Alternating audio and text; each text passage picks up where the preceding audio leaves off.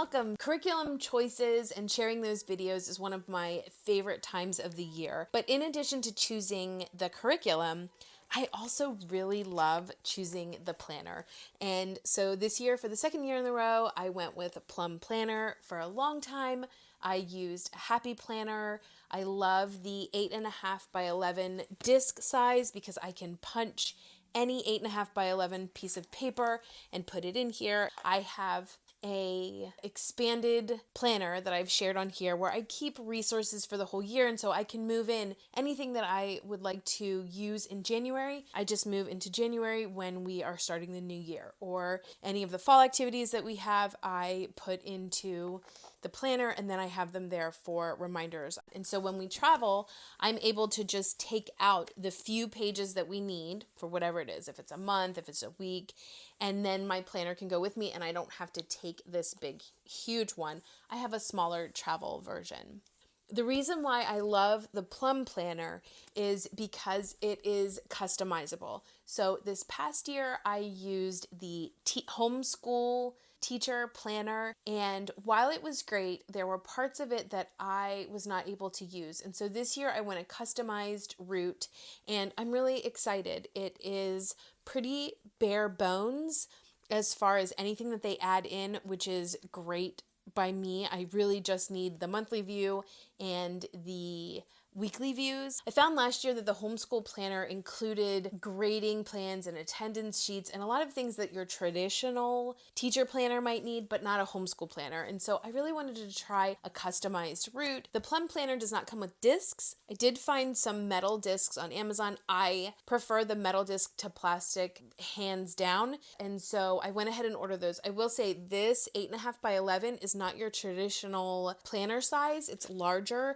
And so you can only get 9 on Amazon, but even getting 2 packs of 9 is cheaper at this point than buying the Happy Planner metal discs. I love the color shade. I love that they're metal and they are perfect. The new Plum planner does not come with this heavy plastic cover on it. I'm assuming that punching it was probably affecting their machine because it is very thick. So I just recycled it from this current year's planner and will have it on here just to protect the cover. I love this 70s groovy theme with the words, "Live gently upon this earth." We love to travel and hike and be outside, and it just reminds me of that so much. And then we have opens up into the monthly view. I don't need the piece of paper that says this planner belongs to and all of that. I just need the calendar right in front of me. It does have some really nice pages at the beginning about special dates, and so I actually use that to map out certain curricula choices and timing of things. So for instance, for science, with my youngest, we've got 3 subjects that we are doing. We're doing energy, we're doing kingdoms and classifications, and reptiles, amphibians, and fish. And so this way I'll be able to look at this and kind of map out, well, when do we want to do each of those? It just gives me a broad overview. There's actually 2 pages of that. I really only needed 1, but that's okay. And then I have some blank paper that came along with it. And then we get into the monthly view. One of the things about Plum Planner that they never change is their monthly dividers have this dashboard that has circles and birthdays and events and things to remember, and I really don't need that dashboard.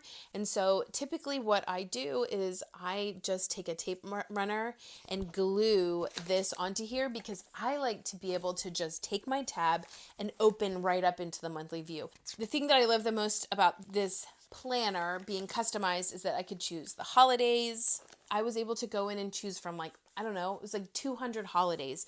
You could do Christian holidays, holidays in the United States, I could include the moon cycles. It lets you choose literally any holiday that you want added onto here. And so I love that so much. So I've got the moon cycles, I have the United States holidays, as well as most Christian holidays. And the Christian holidays also had feast saint days and a lot of a variety. Once you get into the weekly view, this is where it really got even more customized other than the holidays. I have in my weekly view month at a glance up here, and then I was able to choose this to say weekly overview.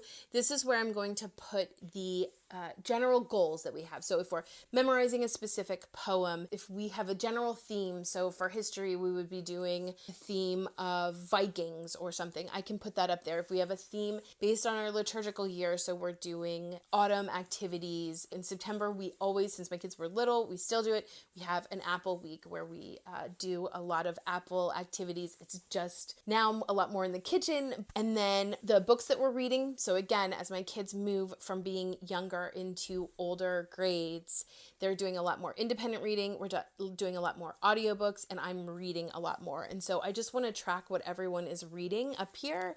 And then we have our morning meeting. So that is whatever poem we are memorizing, whatever scripture we're memorizing, where we are in our Bible instruction. And so that will go there. This is anything that we will be doing in history, science. I also love to add photos of my kids and activities in here. And so this is where I will put that.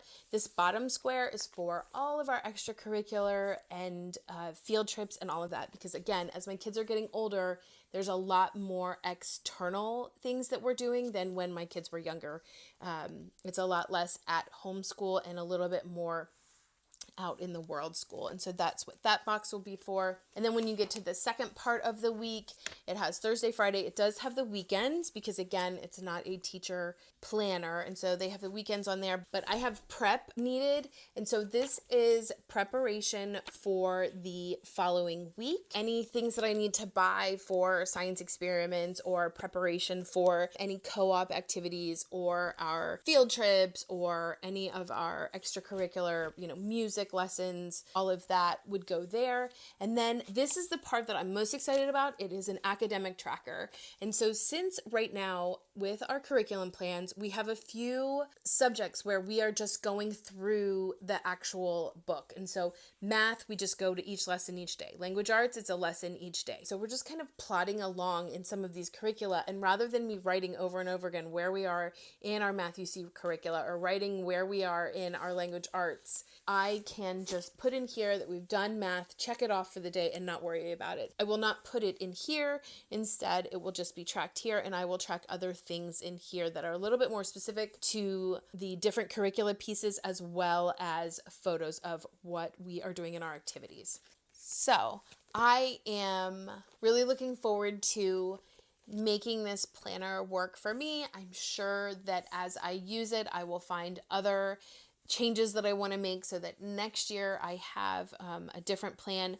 I will say that as homeschool changes for us and my kids get older, the planner needs are also changing. But one of the aspects to using this system that does not change is the memory keeping part of it. And that is where I incorporate writing down just little things that happen, putting in photos of what we've done so that as my kids get older, we can pull out the planners from 5 years ago, 6 years ago, 7 years ago, and we can see what we did and how little everyone was, and even say, oh, we haven't done that lately, let's do that. And so it's the memory keeping for me that I love, because this becomes a photo album, a scrapbook, an archived documentation of our experiences in homeschool. And I have one for every year, and we'll continue to have one for the next years as well.